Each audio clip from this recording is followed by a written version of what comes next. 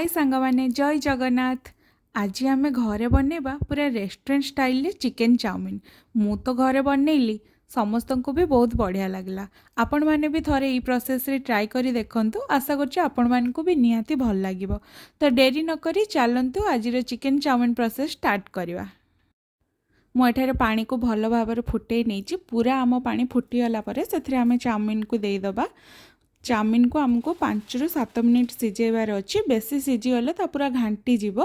तो से अल्प टिके तेल देदेवे। मुझे आगुरी तेल दे देइथिली।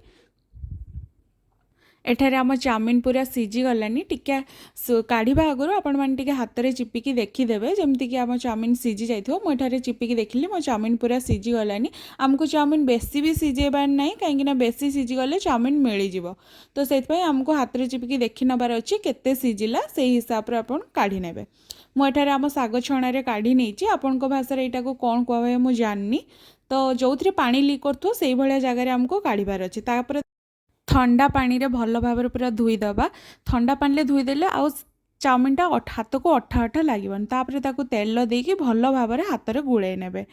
ठंडा पानी धोईदेले से जो अठा अंशटा छाड़ी जाए, पूरा आम चाउमिन एमती झुरझुड़िया हो जाए पूरा। तो ताकू तेल देकी भल भाव गुड़ी किसी समय फैन हबारे छाड़ी दिंतु। मुझे हाफ किलो बोनलेस चिकेन नहीं, आपण मैंने चाहिए बनथिबा चिकेन भी नहीं पारिबे। तो हाफ किलो बोनलेस चिकेन रे मु लुण, हल्दी, लंका गुंड, ब्लैक पेपर, अंडा, 2 चामच cornflour, soya sauce, tomato sauce और 1 चामच बेकिंग पाउडर दे ताको भल भाव गुले घंटे मैरिनेट होगापी छाड़ी देछि। आम चिकेन जिते अधिक समय मैरिनेट हो रहिबो सेते अधिक स्मूथ हम। आपण मैंने चाहिए एथिरे अल्प टिके अदा रसुण पेस्ट भी दे पारिबे। मु एठारे देई नै। ताको भल भाव गुले आमको घंटे 2 घंटा मैरिनेट करी ताको छाड़ी दबार अच्छी।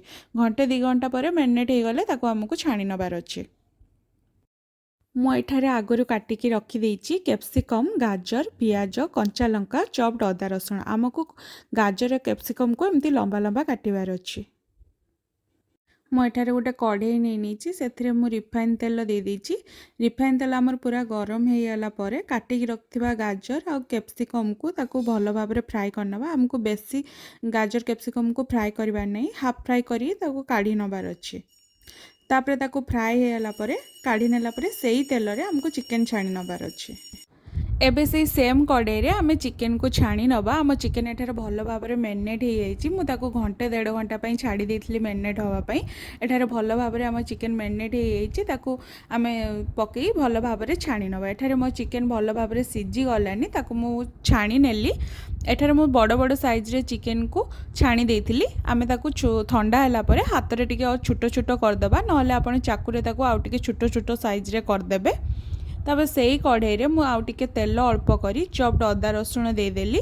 तापर काटिकी रखिथिबा कंचा लंका को देई अल्प समय भाजी नेली। आमको अदा रसुण को बेसी समय फ्राए करबार नहीं, बेसी समय फ्राए करले अदा रसुण रे टेस्ट पड़े।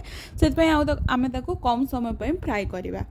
तापर अदा रसुण फ्राए हो सारा परे आमे काटिकी रखिथिबा पियाज को 10 मिनिट आम पियाज को भाजी सारापर से लुण, हल्दी, लंका गुंड, soya sauce, tomato sauce, black pepper दे ताको आउ 5-10 मिनिट भलसे फ्राए करनबा। आमे छाणीकी रखिथिबा कैप्सिकम, गाजर को तापरे देदेबा। आपण पाखरे जदि बीटरूट थिबो ताकू भी एमती लंबा लंबा साइज रे काटी आपण माने देई परिबे। मो पाखरे नथिला सेतपई मु ताकू स्किप कर देइची। तापर मु आगुरी भाजिकी रखी एठारे अंडा आपण मानको देखाइबा भूली जाइछि। अंडा दे सारा पर ताको आउ टिके आमे फ्राए करनबु। तापर मु एठारे चिकेन को छोट छोट साइज रे हाथ रे छिड़े देइथिले। आपण माने चाहिले ताको चाकू रे भी छोट छोट कर देई परिबे। मु एठारे हाथ रे छोट छोट साइज रे छिड़े ताको भी करी 5 मिनिट पई ताको भी फ्राए करनेली। एठारे आम चिकेन, कैप्सिकम, गाजर सब भल भाव फ्राए हो सारी। आउ डेरी नक आम नूडल्स गुड़े देदबा। एठारे मो नूडल्स गुड़े दे सारा पर एटा गोटे चटुरे उठे हेबनी, तेणु आमको 2टा चटु व्यवहार करने पड़ो। 2टा चटुरे ताको एपट सेपट कर गुड़े देबे। एठारे देखंतु भल भाव आम नूडल्स को गुड़े देछि मु। तापरे गोटे पैकेट हाका नूडल्स रो मसला देदेबे। गैस को हाई फ्लेम करी 5 ରୁ 10 मिनिट ताको भल भाव हाई फ्लेम रे आमको नूडल्स गुड़ गोड़े नबार अच्छी। तापर आम चिकेन चाउमिन पूरा रेडी। आपण माने तापरे कटा पियाज नहले आपण पाखरे जदि स्प्रिंग अनियन अवेलेबल अच्छी तो आपण माने स्प्रिंग अनियन दे दियंतु।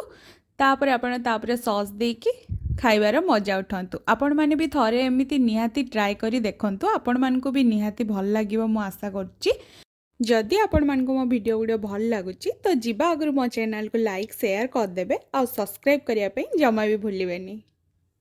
ଜୟ ଜଗନ୍ନାଥ।